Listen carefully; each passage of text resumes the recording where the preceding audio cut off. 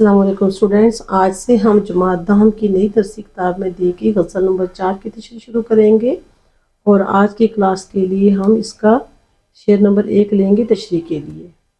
اور شعر نمبر 1 ہے: یوں کہنے کو پیرائے اظہار بہت ہے، یوں کہنے کو پیرائے اظہار بہت ہے، یہ دل ناداں سہی خوددار بہت ہے۔ حوالہ شعر: صنف سخن کے لحاظ سے یہ غزل ہے اور شاعرہ ہے محترمہ زہرا نگار صاحبہ۔ اور یوں کا مطلب ہے ویسے تو، ایسے ہی، یوں ہی۔ پیرائے کا مطلب ہے طریقہ، انداز، اظہار، کہنا، بولنا، اپنے خیالات بتانا، خیالات کا اظہار کرنا۔ نادان، ناسمجھ، معصوم، کم عقل، سادہ۔ خوددار، غیرت مند، انا پرست، عزت دار، اپنی عزت نفس کا خیال رکھنے والا۔ اور اس کا مفہوم ہے: اگر میں اپنی بات کہنا چاہوں تو میرے پاس بہت طریقے ہیں اور میرا دل بھی بڑا سادہ ہے، مگر اصل بات یہ ہے کہ میرا دل اپنی عزت نفس کا خیال رکھنے والا ہے، یعنی کہ اپنی سیلف رسپیکٹ جانتا ہے۔ تو اسٹوڈنٹ، تشریح میں ہم پہلے زہرا نگار صاحبہ کا انداز سخن یا ان کا تعارف دیکھیں گے۔ زہرا نگار کا انداز سخن سادہ اور سحر انگیز تھا، جس میں جدید اور کلاسیکی روایات کا امتزاج پایا جاتا ہے۔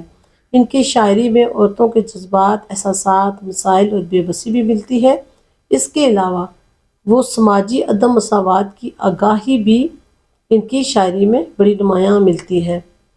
تو زیر نظر شعر میں 3 طرح کے انسانی جذبات کی ترجمانی یہ شعر کر رہا ہے: اول، محبت کی شدت، دوم، اظہار کا طریقہ، اور سوم، اظہار سے اس لیے رک جانا کہ انا اور خودداری اجازت نہیں دیتی۔ ایک حوالہ کا بڑا خوبصورت شعر ہے: تجھ کو چاہا تیری دہلیز کو سجدہ نہ کیا، تجھ کو چاہا تیری دہلیز کو سجدہ نہ کیا، وہ میرا عشق تھا یہ میری خودداری ہے۔ شعر کے پہلے مصرعے میں شاعرہ کا یہ کہنا کہ میرے پاس میری محبت کے اظہار کے لیے الفاظ بھی ہیں اور اظہار کے طریقے بھی ہیں اور اظہار کی صلاحیت بھی رکھتی ہوں، یہ بتاتا ہے کہ وہ اپنی محبت کا اعتراف کر رہی ہے۔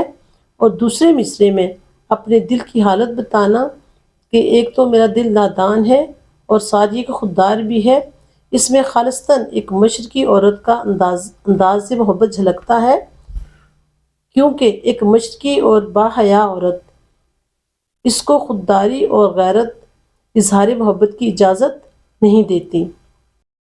مختصر یہ کہ بقول زہرا نگار کے کہ دل تو نادان ہے، محبت کے جذبے میں بہہ جاتا ہے، لیکن یہ اظہار محبت کر کے اپنی خودداری کو مجروح نہیں کرتا۔